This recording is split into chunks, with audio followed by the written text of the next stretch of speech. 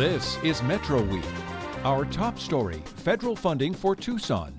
We'll find out how much money comes to city government and how it's spent. Then our Journalists Roundtable analyzes the week's news.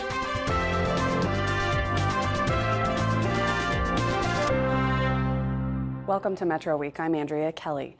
A few weeks ago, Economists said on this show that Tucson's economy is lagging the rest of the state, in part because of our dependence on federal funding. This week, we delve into that topic. We'll start with this look at what federal funding comes to Tucson city government.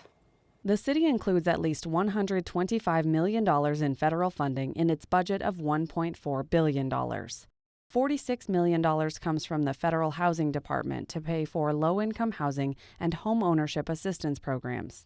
Another $51 million comes from assorted grants, including money to hire police and firefighters. The city's SunTran and associated transit operations get $28 million from the Federal Transit Administration. Some of that money comes here because of the city's federal lobbying efforts. It pays about $280,000 for state and federal lobbying contracts annually. The money pays for lobbying firms to represent the city's interests at the legislature and to Congress. They work to defeat negative legislation and to champion bills the city perceives as beneficial. Other federal funding comes through the Pima Association of Governments, which acts as a pass-through organization for federal environmental and transportation funding. The regional organization distributes the money, so the federal government does not have to sort through every jurisdiction's requests. Now we'll find out how that money gets to Tucson by talking to the city's chief federal lobbyist, Terry Bracey. He's been representing Tucson in Washington, D.C. for decades. So characterize the federal spending in Tucson. What are we looking at when we talk about federal money coming into the area? Well, so much of it is silent to our eyes, but it's a huge impact on our society and our everyday life. Let's take, for example, the Central Arizona Project, which sustains our water, biggest reclamation project in the history. Look at Medicare and Medicaid, pumping billions of dollars into our community every year and sustains our hospitals, our pharmacies, our medical practices. Look at Davis-Monthan and Raytheon. These are sustaining jobs and economic activity over many, many years and are really very important. So we have a category of funding which I would call sustaining funding, which is going to be with us constantly and will grow over time. And that's one form of funding, but then there's the other kind, the visible kind. So those are anchor. So the anchor funding is like downtown. All of downtown was shaped by federal investments and by hard work by mayor and councils getting them through the years. The depot, the train depot, was federally funded. Martin Luther King project, federally funded. Very clever move by Mayor Miller, got us the federal government for $5 to give us the Thrifty Block, and Congressman Colby. The Thrifty Block, which is now being completely developed. These are anchors which brought other development, and finally, it caused the federal government to look at all the investment they'd made and say, let's put the streetcar there. Let's give Tucson the biggest Tiger grant in the country because it will finish all this investment anchoring that we've done here. So that's a huge part of it. And then finally, I think we have what I would call infrastructure funding. In that, so if you go to the east part of town and you go to Houghton Road was really started with federal funds. Originally, you're talking about when it was built. Right. And then you move south to Kolb Road, completely funded, that under the base and the first cross-town access in that part of town, federally funded. You move further down the Keno Parkway to the airport, federally funded. I-10, federally funded. So all of these infrastructure projects play a major role in our life. So in combination, Andrea, it's really hard. I don't have the number, but without those federal funds, I just can't imagine what our community would be like. We often hear about these precarious moments that Congress is dealing with. Is there going to be a budget, or is the federal government going to shut down? What impact does that have on cities that are trying to make plans about what money's coming in, or even states, any government agencies that you deal with? How How does some of the uncertainty that we see in Washington trickle down? Well, we monitor it very closely for the city. My partner, Tracy Tucker, is constantly writing reports on a daily basis. What's going to happen? What do we think is going to happen? And of course, all the city departments, the transportation, the police, fire, they all take note of those reports. And if we really think it's going to happen, then provisions are made to set aside funds for perhaps a period of closure. I mean, the city government doesn't close even if the federal government does. So we plan that, but I have to say, one of the really good developments of the last couple of weeks is that Speaker Boehner, as he left, made provision for us to get through the next 2.5 years of budget fights. And so I don't think we'll be hearing much about federal closure for at least another 2.5 years. Although one that's still up in the air is the transportation budget. Transportation budget is funded for 3 years. We're not certain that a bill's going to get through, but we're pretty certain that a bill's going to get through. A 6-year program, which is important to us in Tucson. We have a lot to do. A 6-year program, but only 3 years of it has been funded. And they're looking for someone else to tax, I suppose, for the other 3 years. We got into a funny period in our society when somehow people thought roads were for free. And you know, the gas tax is always paid for our roads, but now there's been a lot of resistance to that, Andrea, so we're constantly seeking sources to fund basic public services. In fact, even locally, we just had a bond measure fail that would have so. paid for some of our transportation. It would have, and we're going to have to come back to city. I know Mayor Rothschild and others are thinking about how we're going to come and present this to the city and to our voters, really based upon the successes that this mayor and council have had. They've gotten the roads on the way to getting fixed. They've gotten the streetcar very successfully in motion. That'd be a pretty sound investment to put your money with these folks. So tell us how you do what you do and what job you do as the city's lobbyist. You work for the mayor and city council, and presumably you advocate for their interests in Washington, but what does that mean for you? We come here about this time of year, every year, Tracy Tucker, Michael Bracey, my other partners, and we sit down with the heads of every city department. Transportation, we just saw the police chief, fire chief, on down the road. And we see what their priorities are. Each of these departments has federal priorities. Sometimes we end up with too many priorities. So at the end of the day, we end up going to the mayor, the members of the council, and then ultimately the city manager, who will decide what are our priorities, 1, 2, 3, 4. The streetcar was a big priority in years past, we got that. Now we're on to other things. We have not developed next year's priorities, we're here to do that now, but there's a system in place that we've used now for almost 30 years with a good degree of success. Now, you're talking about next year's priorities. What is the long-term future of federal funding for this region, this area? There's a lot of talk about the reduction in federal funding and the fact that we have all these hard caps and all this and all that. I've been around long enough to see that federal funding over 5 and 10 year periods rarely goes down, never goes down. In fact, we started talking about hard caps in 1985 when we passed something called Graham-Rudman-Hollings, named after 3 senators, who wanted to really put caps on the budget and start paying off our debt. So we go through these periods where we go through a couple of years where there's a direction set to cut the upward direction of spending, but ultimately, in my experience, we'll spend more at the federal level because there's so many problems. We have a growing population.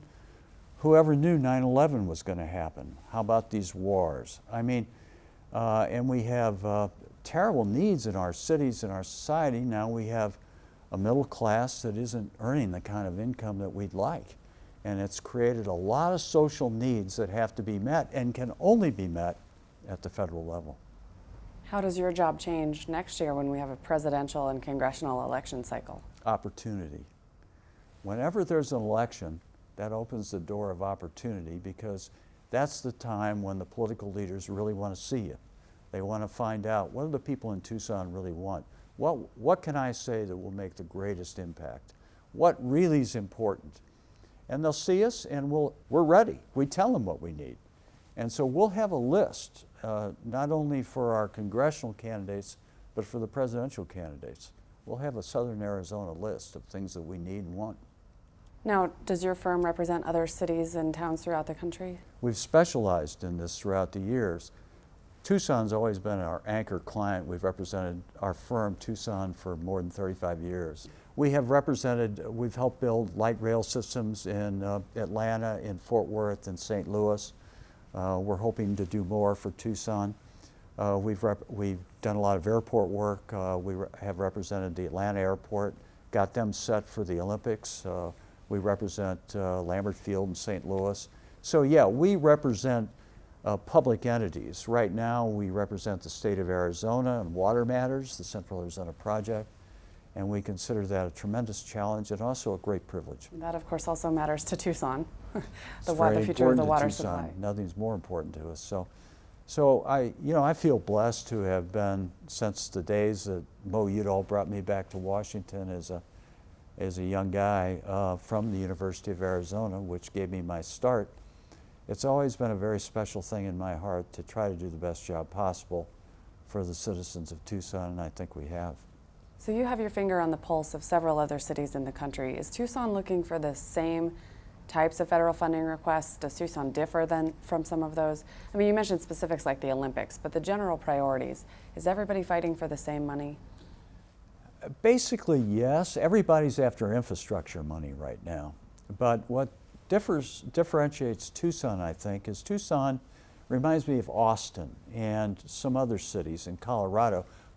These are rising cities that are starting to see the rebirth of their downtown core infrastructure. It's starting to see new investment that hasn't been there, and they tend to be anchored by great universities. And so Tucson really relates to those kind of communities more than, say, just other big cities. Terry Bracey, thank you so much.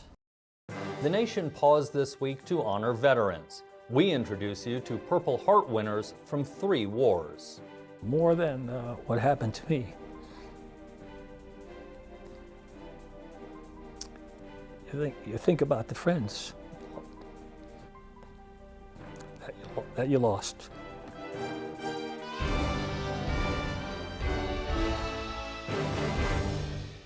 Now our Journalist Roundtable. Joining me in the studio this week, Tim Steller of the Arizona Daily Star and Dylan Smith of the Tucson Sentinel.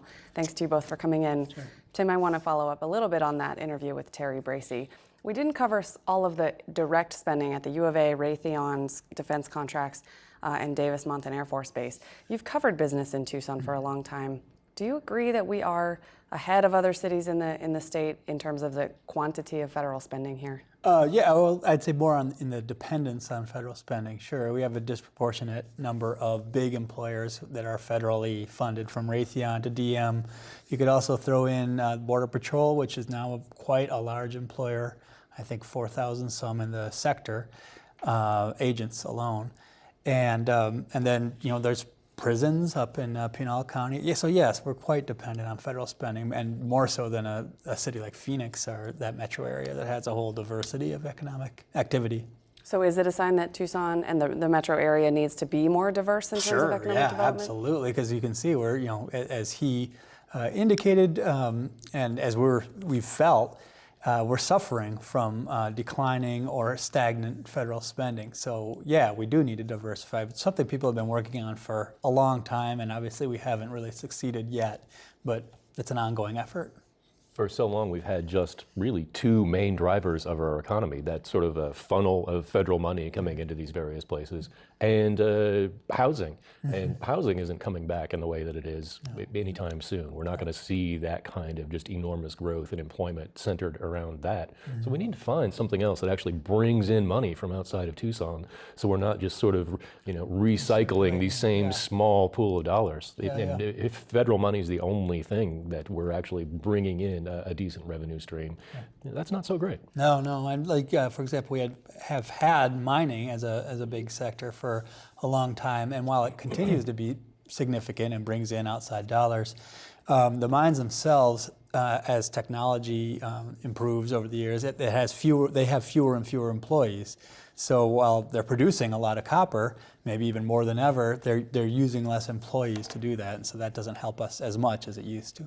And we just saw a few weeks ago the announcement that there's going to be about 1,000 jobs lost at mines in southern Arizona and just over the border in New Mexico, and potentially the shutdown of yet another mine in southern Arizona. That would be, really a big impact. Yeah, it's a cyclical industry. So while it'll probably come back, it tends to come back with fewer employees, even if it has more impact. And as we're seeing with the Rosemont mine permitting process, this takes forever if it is going to come back, or if it is going to be cyclical. Seems to me like those cycles are long. Yeah, it depends. I mean, for existing mines, it isn't necessarily. But if you're trying to start a new mine, especially if you're trying to start it in an area that's contested, like the Santa Rita Mountains, then it's going to take forever. The company that owns Rosemont, Hudbay, now is auctioning off some of the equipment that they purchased that the previous owner had purchased, saying, oh, we want to try and, I guess they're saying they want to get some different equipment, so they're going to sell this stuff off. So they're running into, maybe a little bit of a cash crunch right now while they're trying to ride out all the permitting process for that. Sure, and you have to wonder if it isn't a sign of kind of diminishing interest. Yeah. Maybe not, but... Well, we'll see, right? The long-running process continues. Yeah. But Dylan, I wanted to ask you just kind of a follow-up to last week's election news that all 7 bond questions failed in Pima County. There was a lot of talk that bond package, all 7 questions, were the economic development future of the area, whether it was attracting new people or actually building new things or infrastructure to create new companies. So what does that say about the future of economic development in Tucson now that those bonds failed? Certainly, a lot of those 99 projects in those bond packages would have been some pretty big levers for economic development in certain areas. So not having that move ahead creates a pretty big gap that our political leaders and business leaders are going to have to jump across to find another way to try and do that. There are some things that I think most people would agree need to be done. The voters overwhelmingly said, but we're not going to do it this way right now. One of the things that has really struck me, in the run-up to this bond election, and now looking at it with a little bit more hindsight, back in August, the city of Phoenix had the voters approve a $31.5 billion bond package just for transportation. What voters in Pima County just voted against, 2-1 on almost all of those questions, was basically just the rounding error in that. And you could almost say it's half of what that rounding error was. We voted down about $800 million worth. Double that, you get about $1.5 billion. There's another $30 billion that just the city of Phoenix said, well, we're going to put that towards roads and light rail and other transportation infrastructure. That's really an uncanny sort of comparison in between what those folks are willing to invest and what our voters weren't willing to do. Oh, absolutely. Tim, you wrote last week that the area, if it's going to keep trying to fund projects with bonds, needs to have a new approach. What were you saying? We've had this traditional approach of the county being kind of the central entity that filters out proposals. They have a bond advisory committee that goes through lots of different proposals and then comes up with a list that they give to the supervisors, who then decides whether to ask the voters to approve it.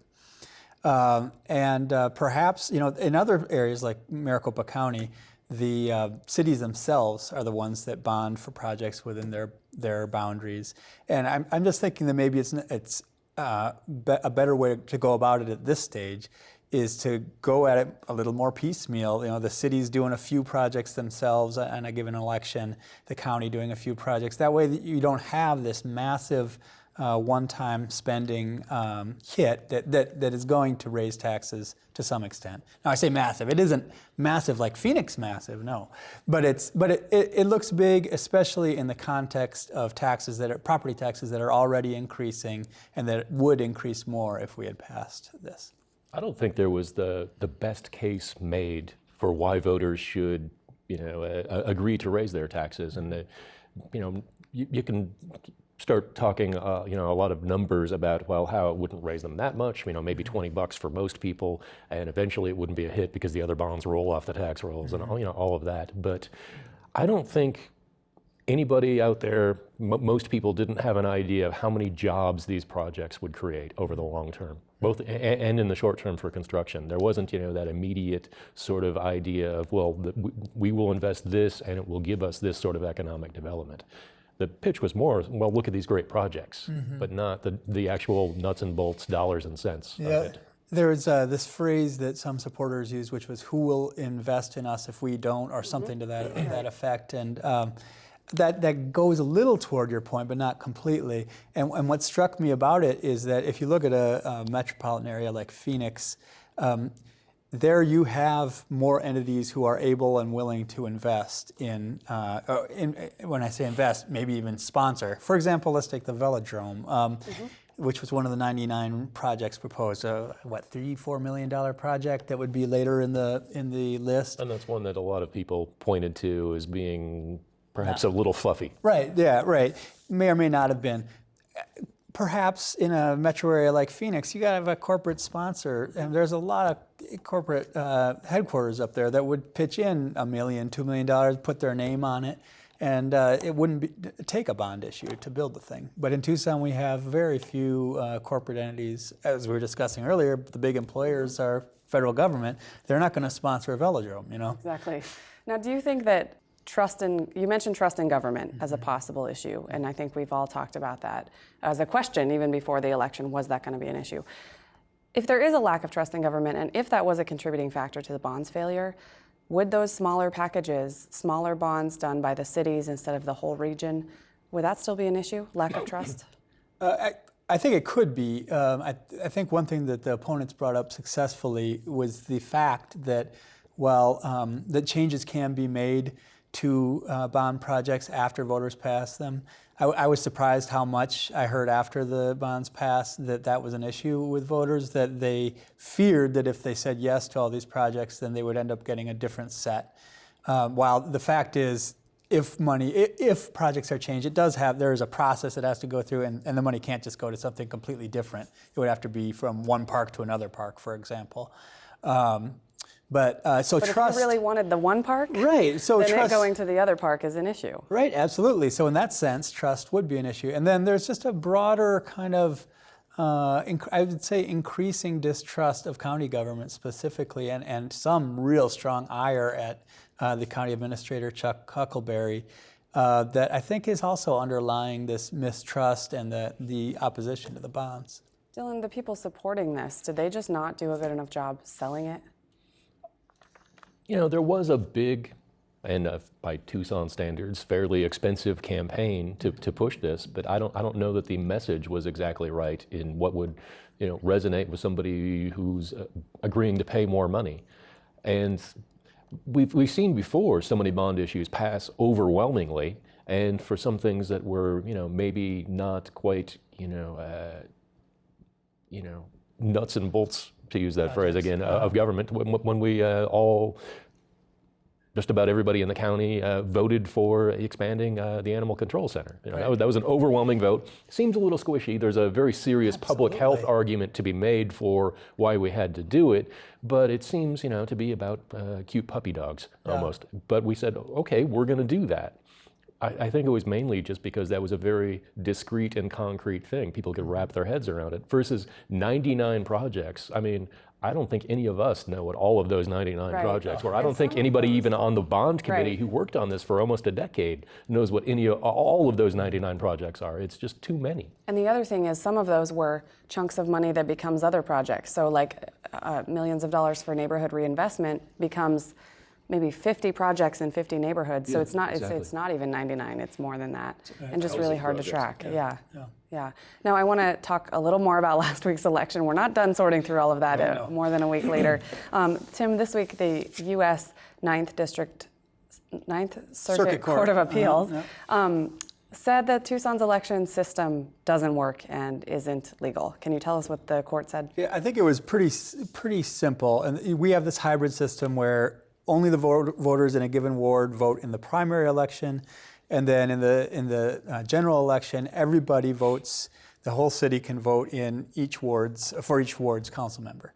So they said in their ruling that, and this was a 2-to-1 decision by a 3-judge panel, that it has to be one or the other. Specifically, they said it should be a citywide primary if it's going to be a citywide general election, because the primary voters, essentially the voters not in the ward, are having their rights infringed if they can't vote in the primary election.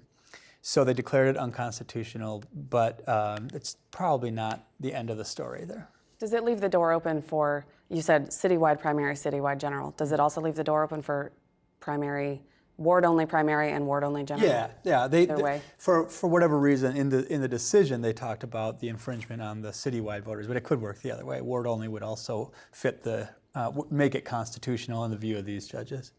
Dylan, last week's election is over and done with, but we are hearing from the candidates on this ruling. What are they saying? Well, the Republicans are preparing today on Friday to file a lawsuit saying that they should be sworn in rather than the Democrats, because they won their wards on the east side, and the Republicans are saying, well, they won this, they should be sworn in to be the council members for those 2 east side wards. That's going to run into a myriad of legal hurdles. I think it's a little bit more of a publicity stunt rather than something that's going to be taken all that seriously by a judge. When they went to court, and even at the Ninth Circuit level, the Republicans did not ask for anything to do with this election. They wanted no changes. That's what they told the panel. When the lawsuit was filed. And at when they argued before that 3-judge panel, they said, we don't want to change this election at all. It's kind of hard to go back to a judge, especially at that level, after you've told them, well, we don't want this to change, and then we do want it to change. Sure. And the ruling said the reason our system was tossed out by these 3 judges, or 2 of the 3, was that voters in other wards are disenfranchised. That also applies to the Republican voters in those other wards. That they're just as disenfranchised, and the Democratic voters in those other wards. So you can't argue that It's a partisan thing? You can't just flip it, on that partisan basis. Yeah. If you're saying the election wasn't good, then the election wasn't good. You can't say, oh, the other candidates won just because the election wasn't good. It doesn't really pass the logic test. Yeah. And just to recap, what you're referencing is that Margaret Burkholder beat Shirley Scott in Ward 4, but obviously lost that seat when you take all the votes throughout the city. And the same thing happened. Kelly Lawton, the Republican in Ward 2, won that seat within the ward, but lost it when you look at citywide voting, which is, we've seen that before in Tucson elections. And we've seen it go both ways. We've seen, Republicans be elected citywide, but lose in the ward that they're running to represent. It's affected both parties over time, somewhat equally in that sense. Really, they're rushing to get this filed before the election is certified by the city council when they meet next week. So, they want to try and, I think make a little bit of a political point. And based on everything they've said before, I don't know how seriously these judges are going to take, or even the local district judge will take them trying to throw out the results of the election when they've said, oh, we don't want to do that. We just want to change things after this one. What are the city's options? Likely they're just going to appeal. So you can appeal to the broader panel of the Ninth Circuit, and that's probably what's going to happen. It's called en banc. So they think they have a good chance, the council. The people I've talked to say, yeah, we'll probably do that. They'll be deciding next week, I believe, whether to go forward. And they have a chance of winning, but there's still a long-term issue here, which is significant and I think growing dissatisfaction with the election system the way it works now. The Charter Review Committee exists and has been called back into action, and they will probably be asked to consider what options the city council should put to the voters. In a future election, so we could be voting on this all ward only or all citywide in a future Yeah, so year. there's a bunch of different options. It's not just those two even, but and possibly, especially if the Ninth Circuit does rule the system unconstitutional on a new appeal, then the city could put several different options before voters, and whatever wins and gets the most votes would become the new system. And I'm going to have to cut you off there because we are out of time. Thank you both for joining us. Next week, we'll talk about efforts to improve relations with Mexico from a business and political perspective. Thanks for watching.